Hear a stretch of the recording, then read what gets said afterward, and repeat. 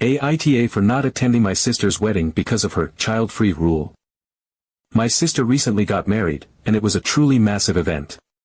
She had spent the better part of a year meticulously planning every single detail. It was the kind of wedding you might see in a magazine, elegant, extravagant, and with an incredibly detailed vision that she was determined to bring to life. One of her non-negotiable rules was that the wedding would be entirely child-free.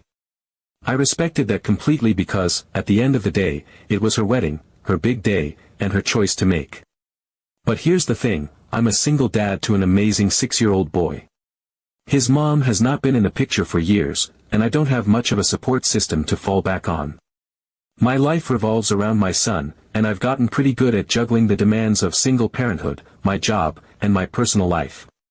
That said, when the wedding invitation arrived, I knew it was going to be a challenge. I was genuinely excited to celebrate with my sister. Despite our occasional sibling squabbles, we've always been close, and I was really proud of her. I wanted to be there for her on one of the biggest days of her life. But as soon as I saw the child-free note on the invite, my heart sank a little. I knew this was going to be complicated. I reached out to my sister pretty early on, months before the wedding, to explain my situation. I told her that I really wanted to be there, but because of my responsibilities as a single parent, it would be tough to make it work. I asked if there was any flexibility with the child-free rule, just for my son, or if there was some kind of compromise we could come up with. I wasn't trying to ruin her vision or be difficult, but I was genuinely stuck. Her response was immediate and firm, absolutely no exceptions. She said she wanted a child-free wedding for a reason and that making one exception would open the floodgates for others to demand the same. I get it, I really do. It's her wedding, and she's entitled to set her rules. But that left me with a problem. Without any family members available to help, I would need to hire a babysitter for the entire day, and since the wedding was out of town, it would have to be someone who could come with me and stay overnight in a hotel with my son. I thought this was a reasonable compromise. I wasn't asking for my son to attend the ceremony or reception, I just needed someone I trusted to be nearby while I was at the event. But when I ran this idea past my sister, she shot it down. She said that even having my son in the same hotel violated the spirit of her child-free wedding and that I needed to figure it out like everyone else.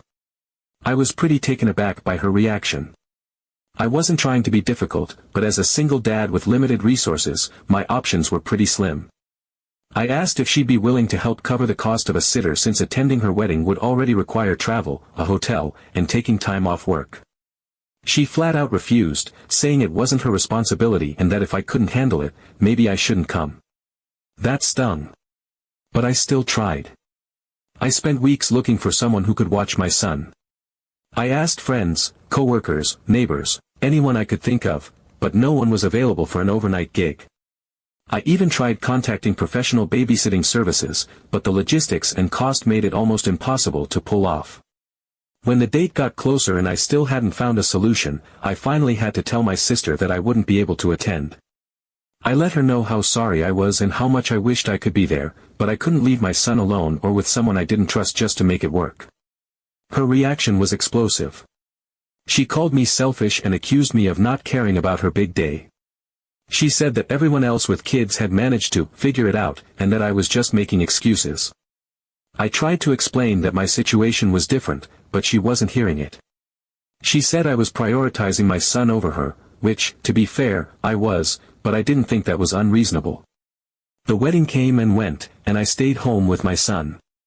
I felt guilty and sad about missing such an important day, but I knew I had made the right choice for my family. Unfortunately, my absence has caused a massive rift in my family. My sister still isn't speaking to me, and my parents have been blowing up my phone, saying I should have tried harder or found a way to make it work. They keep telling me that my sister is deeply hurt and that I should apologize for letting her down. Other relatives have chimed in as well, saying I was wrong to miss such a monumental event. I don't know what else I could have done. I tried everything I could think of to make it work, but my hands were tied. I love my sister, and I wanted to be there for her, but I wasn't willing to compromise my son's safety or well-being. Now I'm being painted as the bad guy, and I honestly don't know if I'm in the wrong. So, am I the asshole for missing my sister's wedding because I couldn't bring my son or find a sitter? Update 1. After some time to reflect on everything that had happened, I decided to reach out to my sister. I wasn't ready to let this situation fester and completely ruin our relationship. I still loved her, and despite all the hurt feelings, I wanted to try and mend things. I knew that missing her wedding had caused a lot of damage, and even though I felt justified in my decision, I also recognized that this was a big moment in her life, and my absence likely stung more than I realized. So, I decided to call her. I rehearsed what I wanted to say in my head about a dozen times before picking up the phone. My plan was simple. I wanted to apologize for not being there, explain my position one more time, and let her know that I genuinely valued our relationship and hoped we could move forward. I didn't want to rehash the arguments or get into a blame game. I just wanted to clear the air. When she answered the phone, I could immediately sense the tension.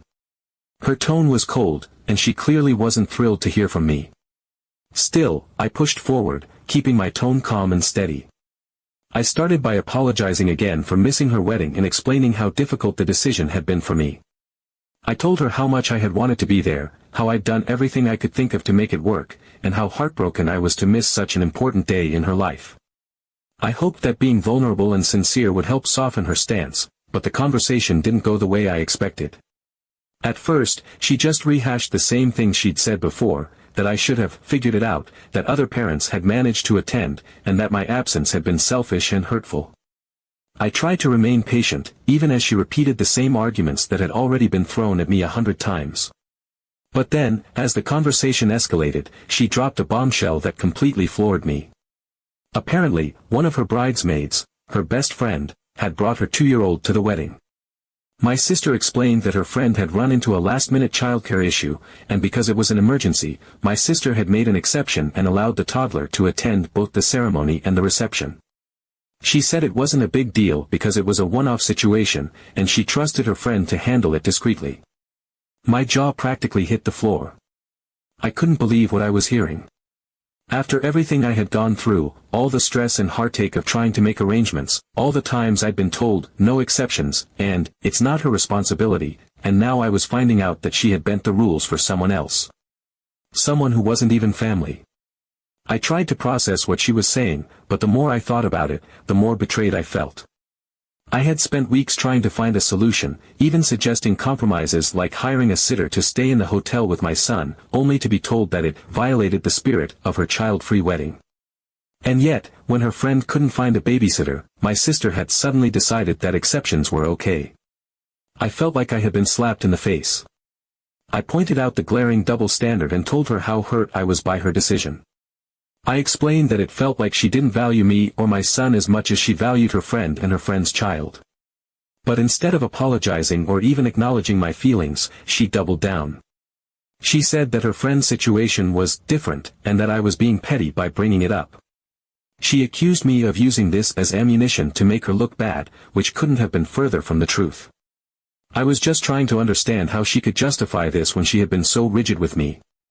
The conversation went downhill fast after that. No matter how I tried to explain my perspective, she refused to see my side.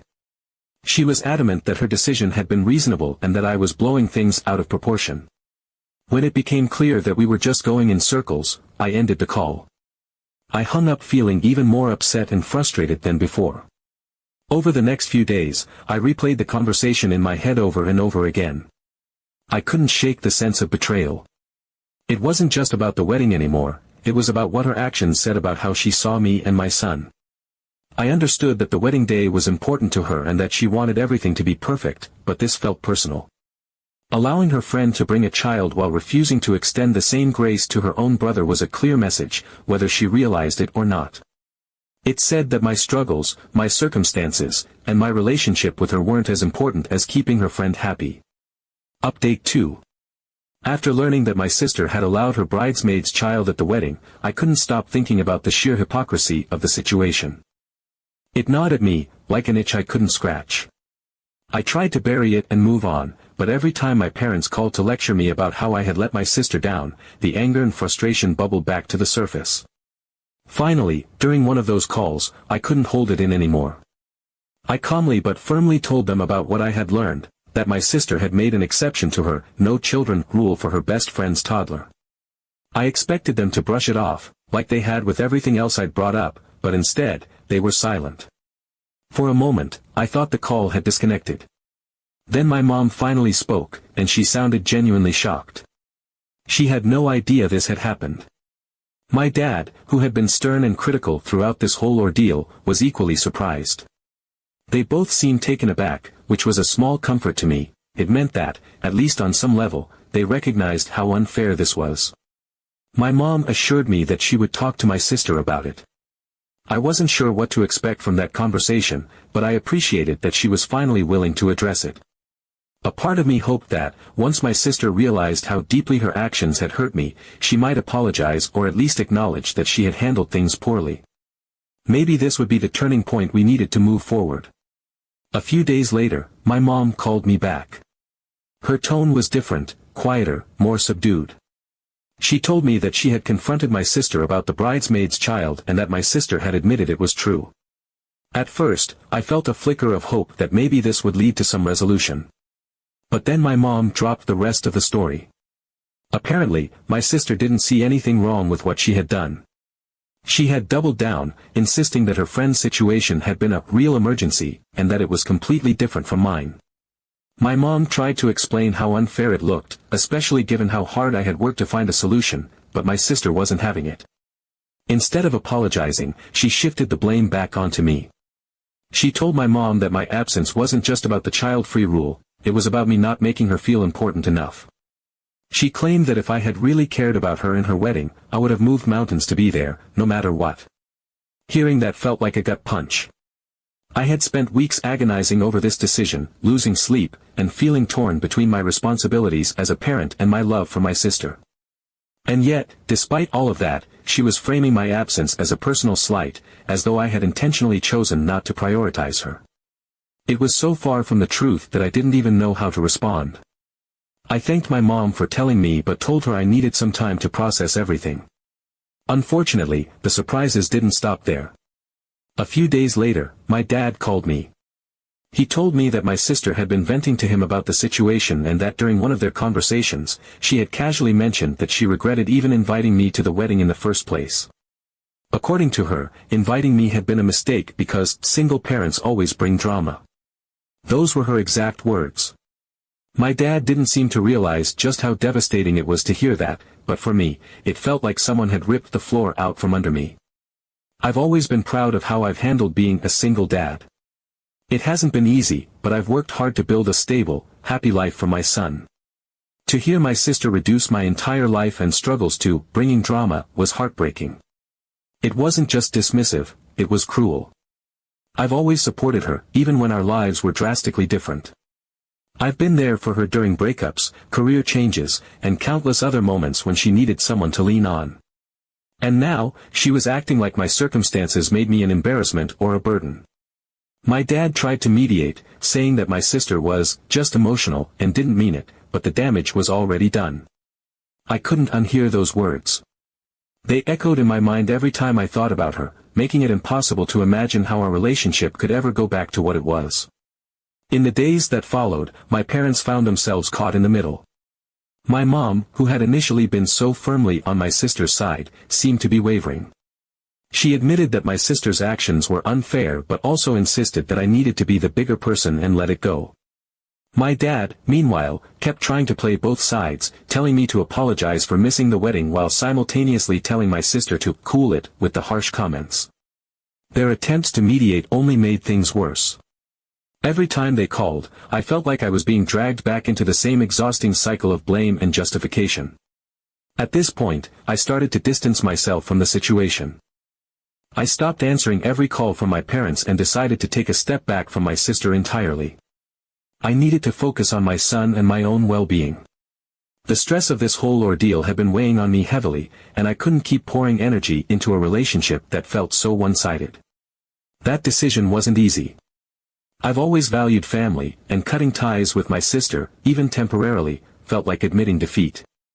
But I also realized that I couldn't keep prioritizing her feelings over my own or letting her dismiss my life and struggles as drama. If she wanted to repair our relationship, she would need to meet me halfway. Until then, I wasn't going to keep chasing after someone who clearly didn't value me the same way. I don't know what the future holds for my relationship with my sister. Maybe, with time, she'll come to see how unfair she was and reach out to make amends. Or maybe this will be the beginning of a long and painful rift in our family. For now, I'm focusing on what matters most, being the best dad I can be to my son and surrounding myself with people who truly value and support me. Update 3. About a month after the wedding drama, just as I was starting to regain a sense of normalcy, I found a letter in my mailbox from my sister. My first reaction was a mix of apprehension and curiosity. She hadn't spoken to me since our last heated conversation, so I had no idea what to expect. Was this a heartfelt apology? A continuation of her anger? Something in between? I stared at the envelope for a long time before finally opening it, unsure if I was ready to deal with whatever it contained. The letter began with what seemed like an attempt at an apology, or, at least, her version of one. She wrote that she had taken some time to reflect and realized that she might have been too rigid with her child-free wedding rule. She admitted that she hadn't been as understanding of my situation as she could have been and acknowledged that she should have considered the unique challenges of being a single parent. On the surface, it sounded like progress, and for a moment, I felt a flicker of hope that we could start moving toward reconciliation. But as I read on, that hope quickly dimmed. While she admitted to being too rigid, she also wrote that I had been overly sensitive and accused me of letting the situation spiral out of control. According to her, the drama surrounding my absence had overshadowed her wedding memories, and she implied that I bore responsibility for that. She didn't outright say I had ruined her day, but the subtext was clear. It stung, especially since I had gone to such lengths to avoid causing drama in the first place. All I had done was make a decision that prioritized my son's well-being, yet here I was, still being painted as the villain in her narrative. The final section of the letter was the part that truly left me at a loss. My sister wrote that she wanted to start mending our relationship and invited me to a small family gathering she was hosting with her husband. The purpose of the gathering, she explained, was to open wedding gifts in an intimate setting with close family members. My parents had already told me about this event, and they were ecstatic when they heard that my sister had invited me. They saw it as an olive branch, a chance for us to begin repairing the damage. But there was a catch. While she said my son was welcome to attend, she added a condition: he would need to stay in a separate room with supervision during the gathering. She justified this by saying that it was important for the focus to stay on the couple, and that having a child present could be distracting. Reading that line, I felt a familiar wave of frustration and disappointment wash over me. Once again, my sister was framing my son as an inconvenience, as though his mere presence would detract from her event. It felt like a continuation of the same dismissive attitude that had started all this in the first place. I spent the next few days grappling with what to do. On one hand, I genuinely wanted to mend things with my sister. She's family, and despite everything, I missed the bond we used to have. I knew my parents were desperate for us to reconcile and were putting a lot of hope into this gathering as a turning point. But on the other hand, the idea of isolating my son yet again didn't sit right with me. It felt like sending a message that his feelings didn't matter, that he was somehow less than, in the eyes of our family. And I couldn't shake the fact that my sister's so-called apology had been laced with blame and conditions. I decided to talk to my son about it. He's only 6, but I've always believed in being honest with him in an age-appropriate way. I explained the situation as simply as I could and asked how he felt about going. His response was immediate: he said he'd rather stay home and watch movies with me. He didn't say it with any sadness or resentment, he just seemed genuinely uninterested in attending. And honestly, that made my decision easier. I realized that I wasn't just thinking about my sister's actions anymore, I was thinking about the kind of example I wanted to set for my son. So I declined the invitation. I wrote my sister a brief but polite note thanking her for the gesture but explaining that I didn't feel comfortable with the conditions she had attached to my son's attendance. I told her that I was open to having a conversation about rebuilding our relationship in the future but that I couldn't accept an invitation that made my son feel excluded or unwelcome. I kept it respectful but firm, and I mailed it off without overthinking it. When my parents found out, they were disappointed, though not entirely surprised. My mom called me and tried to convince me to reconsider, saying that the event was a perfect opportunity to smooth things over, and that I should just let the past be the past. My dad chimed in with his usual refrain about being the bigger person. But I stood my ground. I told them that I wasn't willing to teach my son that we had to accept being treated like second-class citizens just to keep the peace. The gathering came and went, and as expected, my absence became another point of contention. My sister apparently made a big show of telling everyone that she had extended an olive branch, and that I had chosen to reject it. My parents relayed this to me with an exasperated tone, as though I was the unreasonable one. But I felt no regrets. For the first time in this whole ordeal, I felt like I had done what was truly right for both myself and my son. In the weeks that followed, I began to see the situation more clearly. My sister's apology, while appreciated, had come with strings attached. Her invitation, though seemingly generous, was yet another attempt to control the narrative and the dynamics of our relationship. It wasn't about reconciliation, it was about maintaining her sense of superiority while offering me a way to grovel back into her good graces. And that wasn't something I could accept. At this point, I've decided to focus on the relationships that truly matter, my son, my friends, and the family members who treat us with the respect and kindness we deserve. If my sister ever decides to genuinely address the hurt she's caused and approach me with a sincere desire to rebuild our relationship, I'll be open to that. But until then, I'm done bending over backward to accommodate someone who sees my life as an inconvenience.